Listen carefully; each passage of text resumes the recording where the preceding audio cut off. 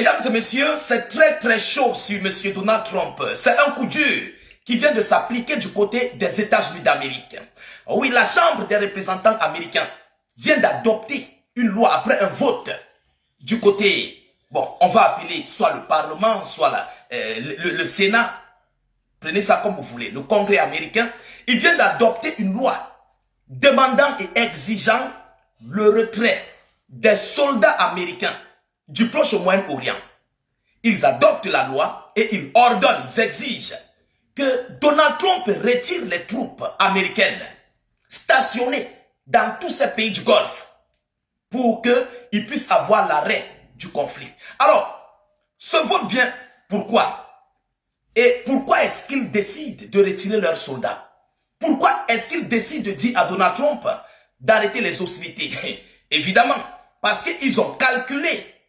Je tiens à vous rappeler que c'est le Parlement qui a officialisé l'information des pertes américaines. 20% de drones ont été totalement détruits. Des drones américains. On ne parle pas des drones kamikazes, non. Des drones, comment dirais-je, les drones Reaper, très coûteux. 20% de drones. 42 avions de combat ont été totalement mis à sac. Sans compter certains pilotes, certains soldats, les bases militaires américaines et tout ce qui s'ensuit. Ils ont compris qu'il y aura manié. Mais s'ils continuent dans ça, qu'est-ce qui va se passer? Qu'est-ce qui va se passer encore à la suite? Trump, pour sa guerre, donne une grosse perte aux Américains. Et il est en train de mener une guerre sans stratégie. C'est pourquoi je vous ai dit, Trump a compté sur la technologie américaine. Mais en oubliant que les Iraniens, eux, ils mènent une guerre asymétrique, stratégique. Et ils ont la stratégie de la guerre. Vous comprenez un peu? Alors les parlementaires, les députés et autres, ils ont donc décidé de demander et d'exiger à Donald Trump de retirer ses troupes stationnées dans la région, la région du Proche du Moyen-Orient. Écoutez ce qu'ils disent, mesdames et messieurs. Partagez la vidéoconférence au maximum. Craquons à nouveau l'algorithme. Donc mettez beaucoup de j'aime. Partagez la vidéo, mettez les commentaires. Nous avons fait 48 heures sans épiloguer des émissions. Oui, voilà, comme j'avais dit, pour ceux qui n'ont pas vu ma précédente vidéo, j'étais en déplacement. Voilà, déplacement imprévu, hein. Voilà, faut que je vous précise bien. Un déplacement imprévu. Voilà, et c'est des milliers de kilomètres. Alors, on nous dit quoi? Mesdames, mesdemoiselles et messieurs, on nous dit quoi? Camouflé pour Donald Trump.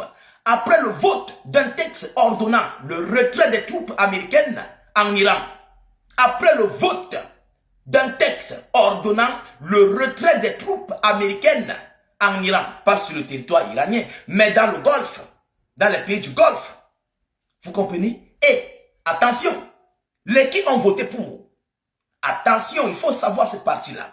Mesdames et messieurs, aux États-Unis d'Amérique, la Chambre des représentants a adopté un texte ordonnant le retrait des troupes américaines dans la guerre contre l'Iran. Le retrait. Et c'est l'un des points que l'Iran a toujours exigé. Vous le savez bien. Les Iraniens ont toujours demandé à l'Amérique de retirer leurs troupes qu'ils ont stationnées dans les pays du Golfe. Et vous savez que ces troupes-là, présentement, même s'il y a quoi là-bas, ils ne sont plus trop en sécurité. Vous comprenez? Vous comprenez? L'Iran a montré aux yeux du monde que les patriotes, les systèmes d'hommes de fer, ça ne tient pas. Ça ne tient pas. Les soldats américains sont vulnérables. Ils sont en danger à coup de portée de frappe des missiles et des drones iraniens. Ah oui. Mais les députés ont constaté que les soldats américains sont exposés. Le matériel américain est exposé. Et ils perdent. Mais est-ce qu'ils sont faits pour perdre la guerre? Parce que si la guerre continue, c'est encore une autre grosse et grande humiliation pour l'Amérique. Donc, vaut mieux se retirer, vaut mieux quitter, avant que l'humiliation ne soit très forte.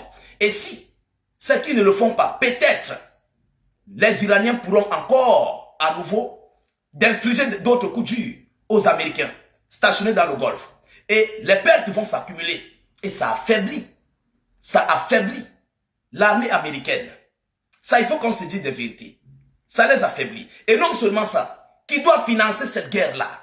Est-ce que l'Amérique est prête à financer cette guerre? Voyons bien que le pétrodollar souffre à nos jours.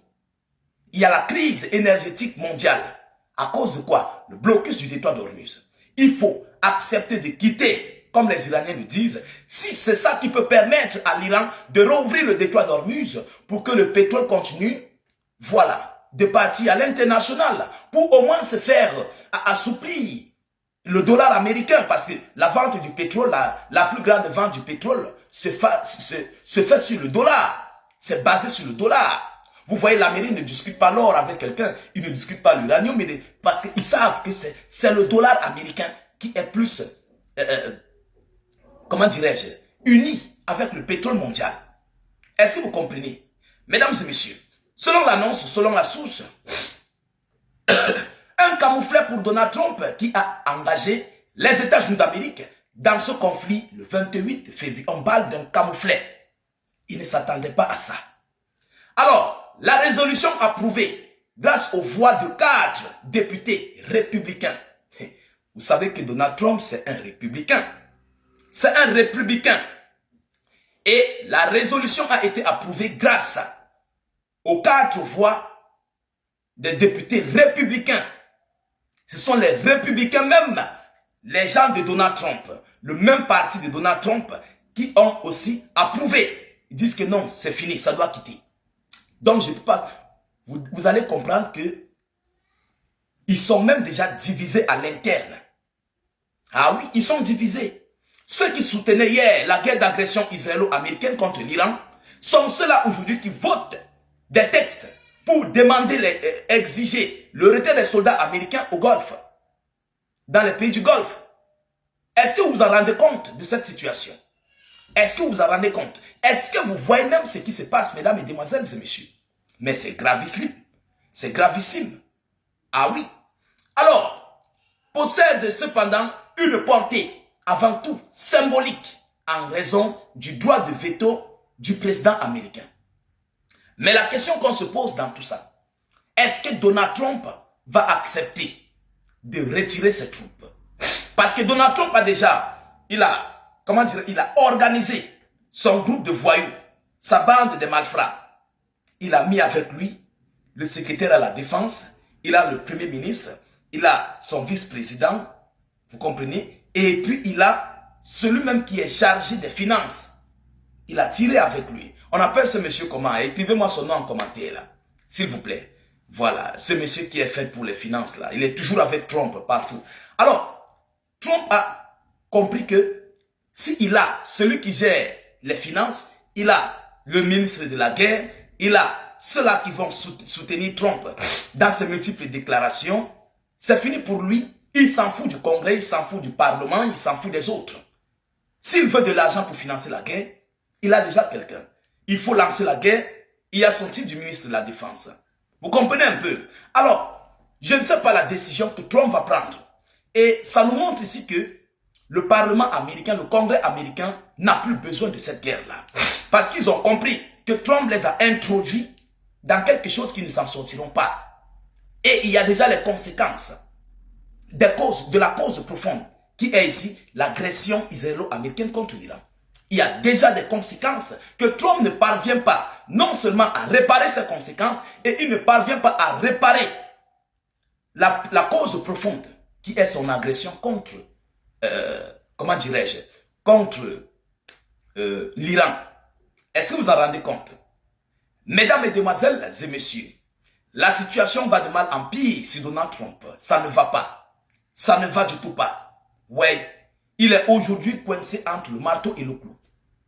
Alors, qu'est-ce qui va se passer dans les prochains jours à venir? Partagez la vidéoconférence au maximum. Mettez-la partout à travers le monde. Sécurisez la vidéo avec un maximum de j'aime. N'hésitez pas à vous abonner pour ne plus rater la page, mais aussi ne plus perdre nos vidéoconférences. Je vous reviens tout à l'heure pour une prochaine série d'informations. Soyez encore salués une fois de plus. Ciao, ciao.